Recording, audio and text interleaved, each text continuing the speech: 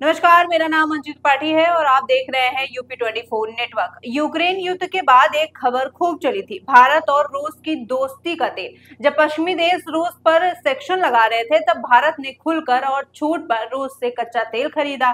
भारत के लिए यह सस्ता तेल एक बड़ी कूटनीतिक जीत थी, लेकिन अब खबर आ रही है कि भारत इस दोस्ती के तेल डील से पीछे हट रहा है। सवाल ये है कि ऐसा क्यों है? क्या रूस ने दाम बढ़ा दिए हैं? क्या अमेरिका का दबाव काम कर गया है? या भारत की कोई नई कूटनीतिक चाल है?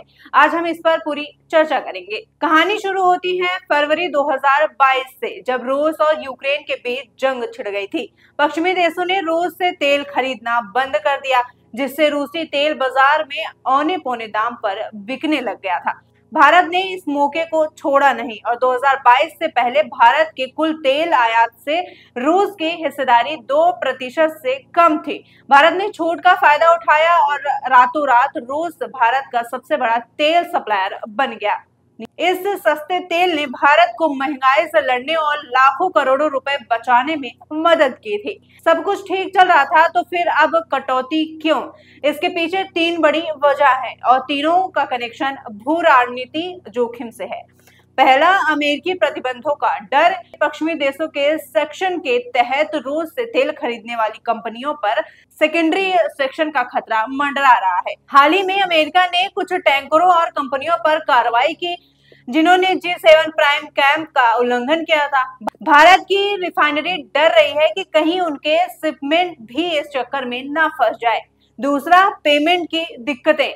भारत और रूस ने तय किया था कि वे तेल का कारोबार रुपए और रूबल में करेंगे, लेकिन रूस को रूबल या रुपए में पेमेंट लेने में दिक्कत आ रही थी, क्योंकि उन्हें इन पैसों को चीन या अन्य देशों की मुद्रा में बदलना पड़ रहा था। पेमेंट सिस्टम में आई रुकावट से व्यापार जटिल हो गया। भारत की दीर्घकालीन सुरक्षा भी इसमें शामिल है। भारत अपनी ऊर्जा आपूर्ति के लिए किसी एक देश पर 40% से ज्यादा निर्भर नहीं रह सकता है। यह राष्ट्रीय सुरक्षा के लिए ठीक नहीं है। इसलिए भारत अब सऊदी अरब, इराक और अमेरिका जैसे अपने पारंपरिक सप्लायरों से फिर से डील कर रहा है, ताकि आपूर्ति को संतुलित किया जा सके। कटौती का मतलब क्या है? तो क्या इसका मतलब यह है कि भारत ने रूस से तेल लेना पूरी तरह बंद कर दिया है?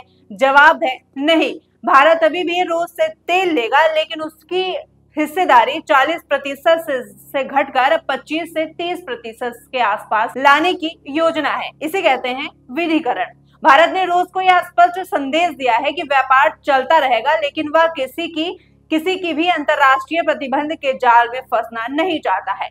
यह फैसला दिखाता है कि भारत कूटनीतिक संबंधों में संतुलन बनाने पर जोर दे रहा है। कुल मिलाकर रूस से तेल आयात में कटौती का यह फैसला आर्थिक नहीं बल्कि भू राजनीतिक है। भारत सस्ते तेल का स्वाद तो ले चुका है, लेकिन अब वह उस दोस्ती को आगे बढ़ा रहा है जो उसकी ऊर्जा और आपूर्ति को सबसे ज्यादा सुरक्षित कर सकेगा। यही एक उभरती हुई शक्ति की साझेदारी है। आपके इस पूरे मामले पर क्या राय है? क्या भारत का यह फैसला सही है? हमें कमेंट में जरूर बताइएगा। तब तक के लिए देखते रहें यूपी 24 नेटवर्क। मैं हूं आपके साथ अंजलि त्रिपाठी।